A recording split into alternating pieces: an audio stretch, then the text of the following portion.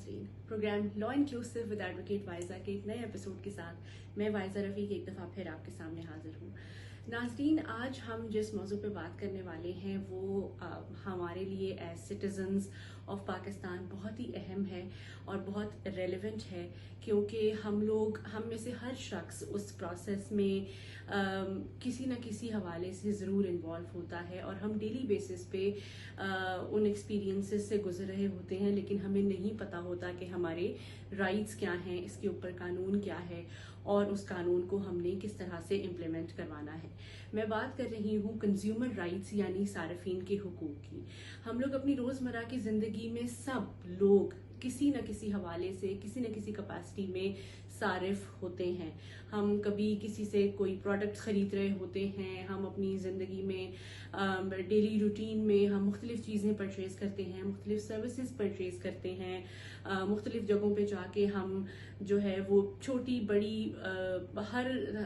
आप समझ लीजिए कि हर कैपेसिटी की या हर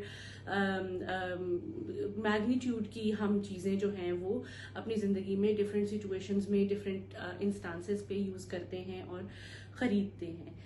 लेकिन बहुत दफ़ा ऐसा होता है कि हमने जब कोई प्रोडक्ट ख़रीदा या हमने कभी किसी प्रोफेशनल से कोई सर्विसेज ली तो वो अप टू द मार्क नहीं थी। उनका जो मयार है वो नहीं था जो उस वक्त सेलर ने हमें बताया था या सेलर ने जो क्लेम किया था। तो हम ज़िंदगी में बहुत दफ़ा ऐसी हमारे सामने सिचुएशंस आती हैं जब हम स्टक हो जाते हैं या हम ये सोचते हैं कि जब हम ख़रीद रहे थे तब तो हमें कुछ और बताया गया था, या जब हम इनके पास गए थे तो उस वक्त तो इन्होंने हमें बहुत लंबी चौड़ी जो है वो इसकी क्वालिटीज़ और डिटेल्स इस पर्टिकुलर प्रोडक्ट की बताई थी, लेकिन अब it is not functioning that way, या अब इट इज़ नॉट प्रॉपरली उस तरह से वो काम नहीं कर रहा जिस तरह क्लेम किया गया था। तो इस किस्म की सिचुएशन से निपटने के लिए और इनका हल करने के लिए आज मैं आपसे बात करूंगी कि एज कंज्यूमर्स, एज अ सारिफ इन पाकिस्तान आप क्या कर सकते हैं। एक तो ये बहुत अहम बात है कि पाकिस्तान में तमाम सूबों के अंदर सारिफीन के हुकूक को प्रोटेक्ट करने के लिए, उनको प्रमोट करने के लिए स्पेशल कंज्यूमर कोड्स क्रिएट किए गए हैं और ये अब से नहीं एग्जिस्ट करते हैं, मुख्तलिफ सूबों में मुख्तलिफ टाइम से ये एग्जिस्ट कर रहे हैं। और ये जो स्पेशल कोड्स हैं इनको बनाने का मकसद यही था कि जब भी कभी सारिफीन की कोई कंप्लेंट्स आएँ, उनकी कोई शिकायत हों, उनके साथ किसी हवाले से किसी किस्म की कंज्यूमर राइट्स की वायलेशन हुई हो, तो वो उन कंप्लेंट्स को जाके कोर्ट्स में उनके रिड्रेसल के लिए कोर्ट को अप्रोच कर सकें। और कोर्ट जो है वो स्पेशल इसलिए हो, एक तो वो कम टाइम में तेजी से उन कंप्लेंट्स पे फैसला करें, उन कंप्लेंट्स को हल किया जाए, और दूसरा ये कि जो नॉर्मल हमारा सिविल लिटिगेशन का प्रोसेस है, नॉर्मल जो हमारी अदालतें हैं और हमारा जो सिविल जस्टिस सिस्टम है उसमें बहुत ज़्यादा डिले आ जाता है, बहुत ज़्यादा उसमें बैकलॉग है, उसमें बहुत ज़्यादा लंबे चलते हैं केसेस। तो उस चीज़ को अवॉइड करने के लिए स्पेशल कोर्ट्स जो हैं वो बनाए गए कि इन कंप्लेंट्स में इतना ज़्यादा डिले ना हो और ये वक्त पे कंप्लेंट्स को सुन के वहाँ पे जो जजेस बैठे हैं वो उनका हल करें। ये तो बात हो गई लीगल प्लेटफॉर्म की और रेमेडीज़ की। अब हम लोगों ने करना क्या है, हम लोगों ने ये देखना है कि हम जब भी मार्केट में कोई प्रोडक्ट खरीदते हैं, बहुत दफ़ा हमने देखा होगा कि क्लेम किया जाता है कि ये इसके अंदर पर्टिकुलर कुछ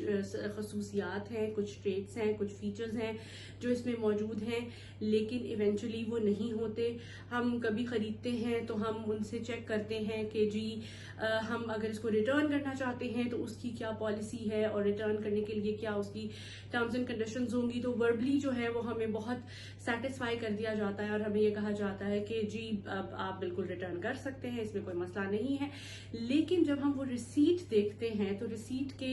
अक्सर बैक साइड पे बहुत छोटे छोटे टेक्स्ट में, बहुत छोटे छोटे फॉन्ट में लिखा होता है कि ये प्रोडक्ट जो है ये काबिल वापसी नहीं है, या ये लिखा होता है कि अगर वापसी करनी है तो उस पर आपको इतने पैसे जो हैं वो आपके डिडक्ट होंगे। एक बहुत फंडामेंटल कंडीशन है, लेकिन ये फंडामेंटल कंडीशन बहुत सी जगहों पे, बहुत बड़े बड़े जगहों पे, बहुत बड़े बड़े स्टोर्स में हमें नज़र आता है कि